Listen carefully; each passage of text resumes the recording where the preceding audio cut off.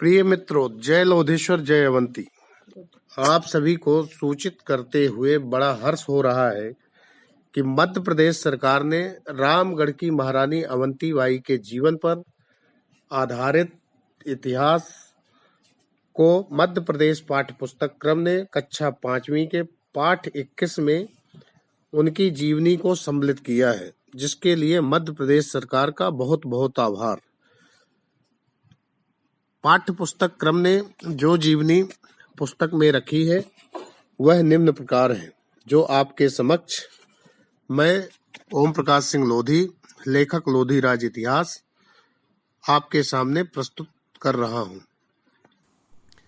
गांव की चौपाल पर किसानों के कानों में अभी तक भुवन के द्वारा गाई आल्हा की धुन गूंज रही थी।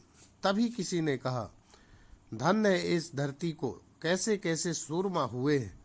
अब ऐसे जोधा कहाँ। नहीं नहीं, ऐसा नहीं है भाई। गांव के वयोवृद्ध बाबा थान सिंह बोल पड़े, भारत भूमि कभी वीरों से खाली नहीं रही है। सुनो यह कविता। एक युग जन्म लियो, कीन्हो उजागर कुल, जाहर जहान भई दुर्गा महारानी है।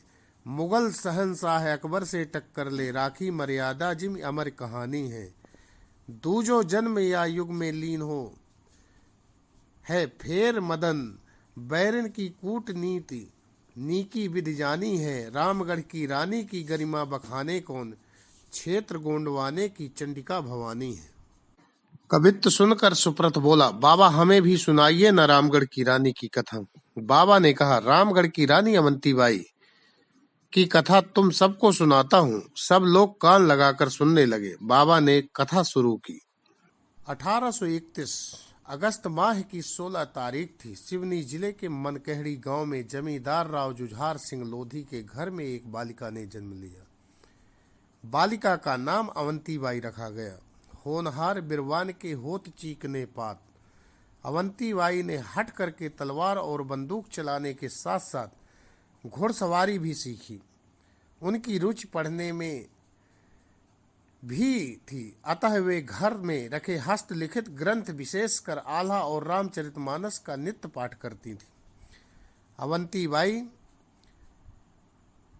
सयानी हो चली थी। सन 1849 में महाशिवरात्रि के पावन पर्व पर रामगढ़ के राजकुमार विक्रमाजीत सिंह के साथ उनका विवाह कर दिया गया।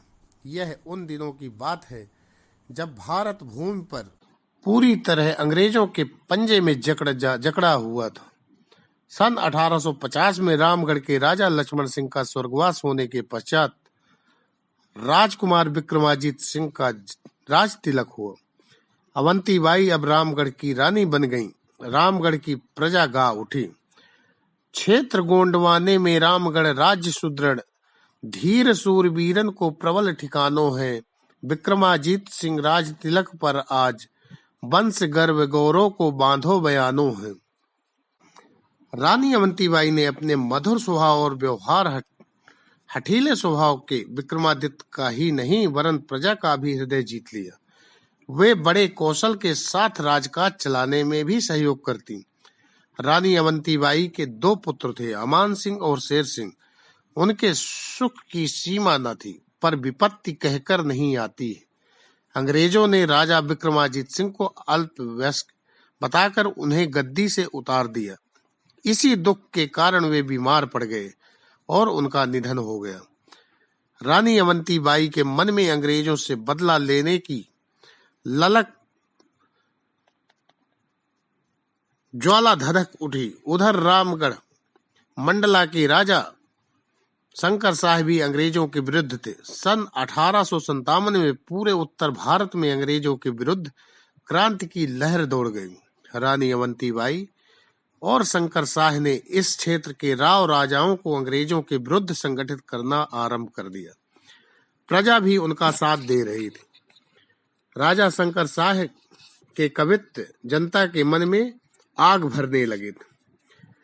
मूंद मुख मंडिन को चुगलों को कचवाई खाए, खूद डार दुष्टन को शत्रु सिंघारिका, खाए ले अंग्रेजन को देर नहीं करो मात, भक्षण कर तक्षण शत्रुन को कालिका। यह काम बड़े गुपचुप ढंग से हो रहा था, पर अंग्रेजों को इसकी भनक मिल गई।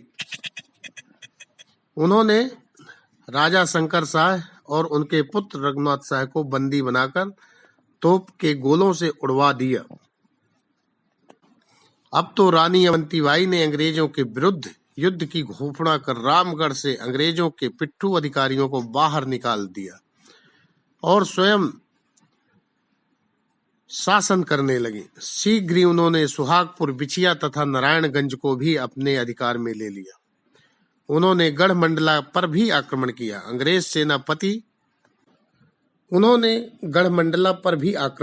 अंग्रेज सेनापति कैप्टन वाडिंगटन को मंडला से भागना पड़ा, पर रानी अवंतीबाई ने उन्हें रास्ते में ही घेर लिया। रानी ने तलवार का एक करारा वार किया, लेकिन भाग्य से वाडिंगटन बच गया, पर उसका घोड़ा मारा गया।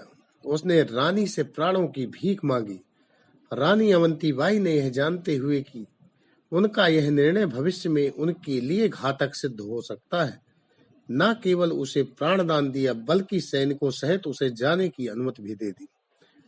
सतपुड़ा पर्वत की घाटियां रानी अवंतीबाई की जय जयकार से गुंजायमान हो उठी।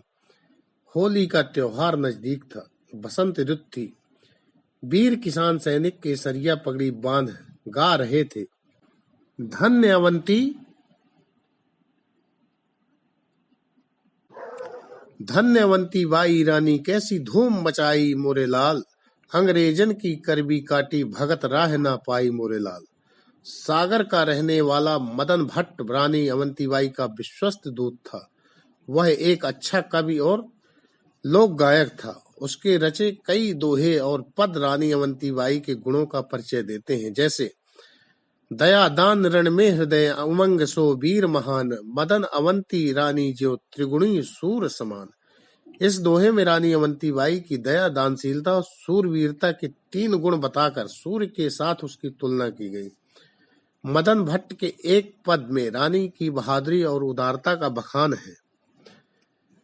प्रबल प्रचंड विकराल कालिका सी दौर, मोर्चा फिरंगिन को मार मार जीते हैं, बैरी तज युद्ध चले मार्ग में घेरे उधाय, सूखो मुख छटपटात प्राण भय भीते हैं, गाही पग जीवन दान मांगत सो छाड़ दयो, रामगढ़ की रानी के कारज पुनीते हैं, धन्य मदन योग युद्ध दया दान आयु अबे, बरस 26 गए 7 मास बीते। रानी अवंतीबाई ने अंग्रेजों की नाक में दम कर रखा था, पर उधर कैप्टन वाडिंगटन भी अपनी पराजय भूला न था। उसने जबलपुर से अंग्रेजी सेना मंगाई। एक बड़ी सेना लेकर उसने रानी अवंतीबाई को घेरना आरंभ किया। विद्रोही सैनिक तितर बितर हो गए थे। अंग्रेजी सेना ने क्रांति के प्रमुख केंद्रों पर गढ़मंडला, बिजराघोगढ़, सुहागपुर, बिछिया, नारायणगंज पर पुनः अधिकार कर लिया। अब केवल रामगढ़ ही उनकी आंखों में खटक रहा था।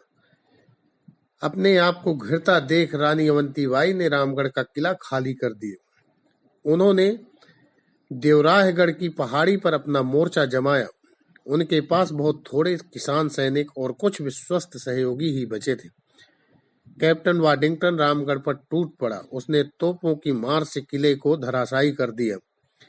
गुप्तचरों से सूचना पाकर उसने देवराहगढ़ की पहाड़ी पर आक्रमण किया। रानी अवंतीबाई ने डटकर सामना किया, पर तोप और बंदूकों के आगे अनपढ़ किसान सैनिक भला कब तक टिकते।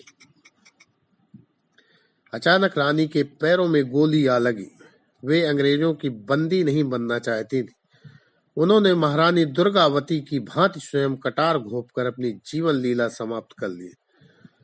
देवराहगढ़ की पहाड़ी पर ही रानी अवंतीबाई की चिता को अग्नि दी गई।